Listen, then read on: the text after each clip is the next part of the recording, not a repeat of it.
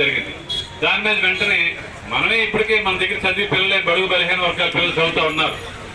ఇప్పుడు అప్గ్రేడ్ చేయాల్సింది ఎవరిని? ఈ ఆర్థికంగా వెనకబడిన ఈ కుటుంబాల్ని అప్గ్రేడ్ చేయడం అనేది మీ ప్రభుత్వ విధానం అయి ఉండొచ్చు. మీ ప్రభుత్వ విధానంలో వెనకబడిన కుటుంబాలను అప్గ్రేడ్ చేయడానికి, వాళ్ళని ఆర్థికంగా ఆదుకోవడానికి, ఎప్పటికే అభివృద్ధి చెందినటువంటి సోషల్ రెస్పాన్సిబిలిటీ ఫీల్ అయ్యే అనేక మంది బయట వ్యక్తులు ఉన్నారు. వాళ్ళతో చేయించుకోవాల్సిన పనిని ఉపాధ్యాయుల మీద రుద్దడం కరెక్ట్ కాదు. మా దగ్గర ఉన్న పిల్లలు కూడా వాళ్ళ పిల్లలే ఉన్నారు.